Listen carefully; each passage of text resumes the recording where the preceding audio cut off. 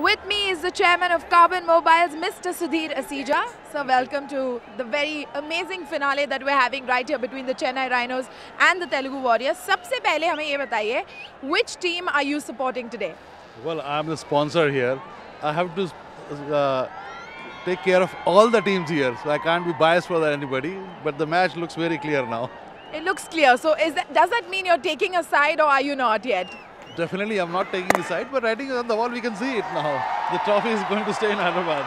All right, looks like the trophy is going to stay in Hyderabad, sir.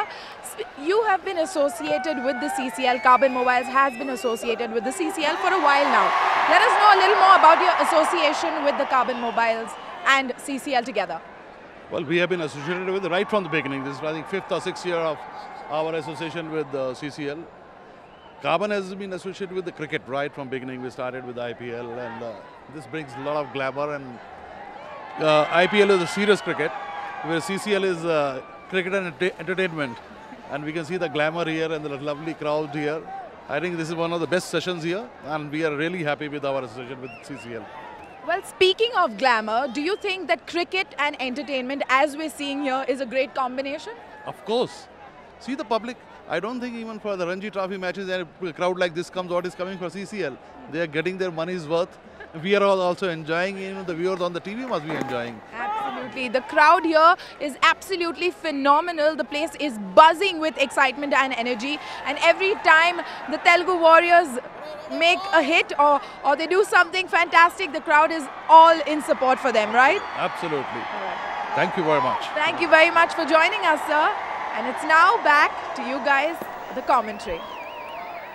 Thank you, Galen. Required run rate सिर्फ 6 run प्रति over. धीरे धीरे ये match जो है निकलता चला जा रहा है चेन्नई राइनोस के हाथ से.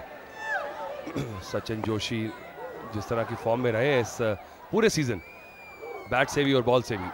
ओ फिर से, ओह अमेजिंग शॉट.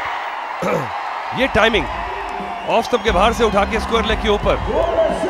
ये इनका ट्रेडमार्क शॉट है. तो बहुत प्रेफर करते हैं स्ट्रोक को, और उनके जोन में आता है, लॉक में गिरता है, तो ये अक्सर देखा है कि सचिन जोशी मिडिल और लेग से उठाते हैं मिड विकेट की तरफ. और कल 2 मैच थे आयाज, और आज ये मैच में पहली बार मैंने देखा कि कोई बल्लेबाज जो है गेंदबाजों के खिलाफ इस तरह का एक अप्रोच लेके आ रहा है. बहुत देर कर दी कल भी बड़े बल्लेबाजों ने सेट होने में, और बाद में बड़े स्ट्रोक्स नहीं लगे. तो अच्छी नीति रही कि आते ही पहले बड़े शॉट्स लगाने की कोशिश की, सेट होने. ओ छोड़ दिया. देखिए जब दिन नहीं रहता तो आप जो मर्जी कर लें. बिल्कुल सीधा सिटर, फुल टॉस. ऐसा लगता है कि रिस्ट पे सीधा आके लगी है बॉल. देखिए कहीं भी मार सकते थे पर सीधा गए, और 50 है स्कोर. और ये फिर एक बार उठाया है. देखना है इस बार कैच लेते हैं या नहीं. ये पकड़ लिया. ऐसे लगा कि शायद ये कैच ड्रॉप हो जाएगी, लेकिन सेकंड अटेम्प्ट पर, दूसरे अटेम्प्ट पर सफल कैच पकड़ने में. पहली विकेट गिरी तेलुगु वॉरियर्स की, पहली सफलता चेन्नई राइनोस के लिए. अजीब व गरीब अप्रोच नजर आई मुझे. आप अभी अभी बचे हैं और इतनी बढ़िया बल्लेबाजी कर रहे हैं, क्या जरूरत थी इसकी. और खड़े खड़े मुझे लगता है कि इंजरी जो है उनकी हैमस्ट्रिंग में, वो भी थोड़े हैम्पर कर रही है स्टेप आउट करने में. और ये बॉल थी नहीं ऐसे उठा के मारने वाली.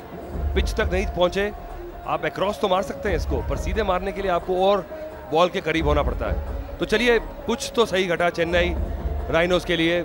किस्मत ने साथ दिया और बड़ी विकेट. कप्तान